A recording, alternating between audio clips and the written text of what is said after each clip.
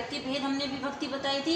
आज हम सारणी के द्वारा, ठीक है, एक सारणी के द्वारा बताएंगे आपको कि कारक के भेद किस प्रकार होते हैं। ठीक है, भेद, विभक्ति, अर्थ और वाक्य प्रयोग के बारे में समझेंगे। ठीक है, तो ये 8 प्रकार के कारक तो मैंने पहले ही बताए थे आपको। 2 3 4 5 6 7 8। ठीक है, 8 प्रकार के कारकों के बारे में बताया था। देखो, कर्ता कारक, और कर्ता कारक की विभक्ति क्या होती है? ने। ठीक है, अर्थ होता है इसका काम करने वाला। वाक्य में प्रयोग किस प्रकार आप पता लगाओगे कि कहाँ पर कौन सा कारक है, इसलिए वाक्य प्रयोग भी हमने दिया है। ठीक है, तो कर्ता कारक इसका चिन्ह होता है ने। क्या होता है? ने। ठीक है, और ये कहाँ प्रयोग किया जाता है? काम करने वाला, काम करने के रूप में कर्ता कारक का प्रयोग किया जाता है। जैसे राम ने पुस्तक पढ़ी, ठीक है, तो यहाँ ने शब्द दिया है, ये कारक है। कौन सा? कर्ता कारक। राम ने कार्य किया है। ठीक है, राम ने पुस्तक पढ़ी, किसने कार्य किया, किसने पढ़ा? राम ने। तो यहाँ पर राम कार्य कर रहा है। दूसरा है कर्म कारक। कर्म कारक का चिन्ह क्या है? ओ। ठीक है, जिस पर क्रिया का प्रभाव पड़ता है। अर्थ क्या है? जिस पर क्रिया का प्रभाव पड़ता है वो कर्म कारक होता है। ठीक है, जैसे राम ने रावण को मारा।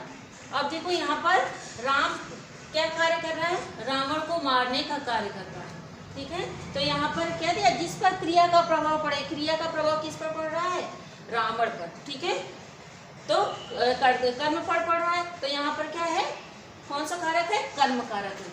और देखो, तीसरा है करण कारक। इसका चिन्ह क्या है? से द्वारा। ठीक है, जिसके द्वारा कार्य किया जाए, जिसके द्वारा, आप जिसके द्वारा कार्य कर रहे हो उसमें करण कारक होता है। जैसे मोहन कलम से लिखता है।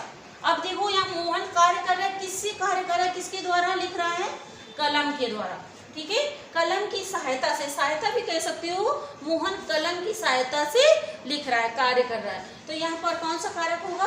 करण कारक होगा। अब इसके बाद बच्चों आता है चौथा संप्रदान कारक। ठीक है, संप्रदान कारक का उदाहरण देखो, विभक्ति क्या है? को, के लिए, चिन्ह। अब इसका अर्थ क्या होगा? जिसके लिए कार्य किया जाए।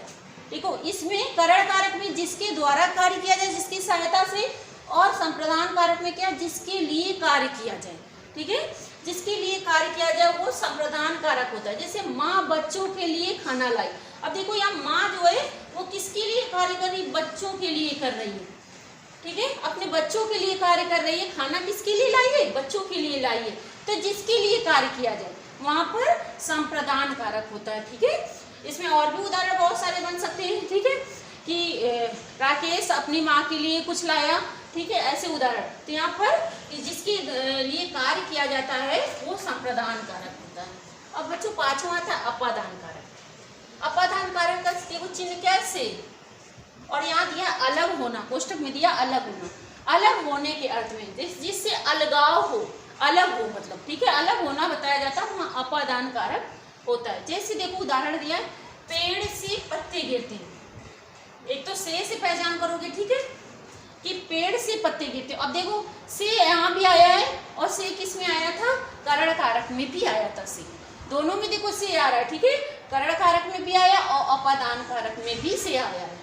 ठीक है, तो लेकिन दोनों में अंतर है। ठीक है, इसमें जिसके द्वारा कार्य किया जाए उसके लिए से का प्रयोग किया जाता है, और इसमें अलगाव, अलग होने के लिए से का प्रयोग किया जाता है। दोनों में अलग अलग है। अब देखो, इसमें पेड़ से पत्ते गिरते हैं, तो इसमें पेड़ से पत्ते क्या हो रहे हैं?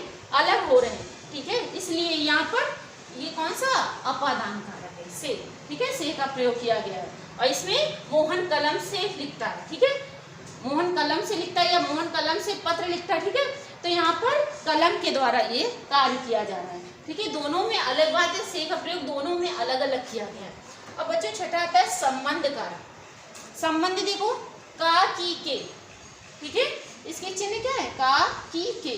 दोनों पदों से संबंध, दो पद, संज्ञा या सर्वनाम का अन्य शब्दों के साथ जो संबंध बताता है वो संबंध कारक होता है। ठीक है, इसमें पद किसको कहते हैं? शब्दों को ही पद कहते हैं। ठीक है, तो दोनों पदों से संबंध बताना कौन सा कारक होता है? संबंध कारक होता है। इसके उदाहरण देखो, दिए, राम का भाई मोहन आया। अब देखो, एक तो का से पहचान कर लेना। ठीक है, कारक का संबंध कारक के चिन्ह का, की, के। ठीक है, तो का, देखो, का से भी पहचान हो जाती है। राम का भाई मोहन आया।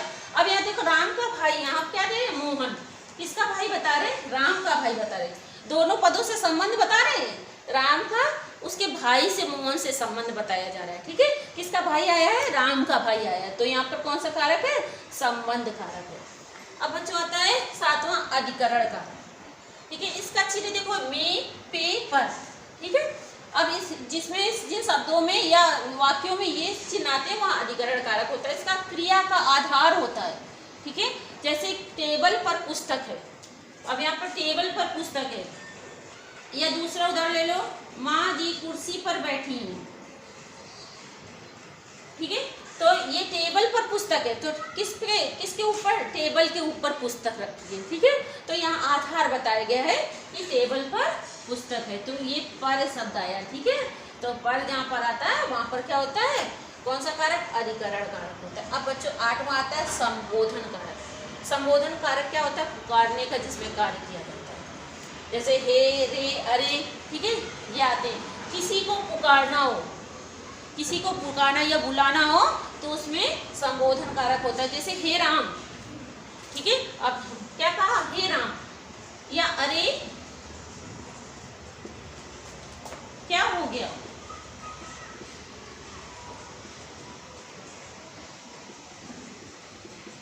या अरे इधर आओ, ठीक है। ये वाक्य जहाँ होते हैं वहां पर कौन सा कारक होता है, संबोधन कारक होता है, जिसमें किसी को पुकारने का कार्य किया जाता है वहां पर संबोधन कारक होता है। इसमें भी हे, अरे, रे, ये शब्द दिए होते हैं, ठीक है, उसमें संबोधन कारक। तो ये 8 कारकों के बारे में बताया, ये भेद है और ये चिन्ह है, इनके 8 कारक है और अर्थ दिए हैं, ठीक है।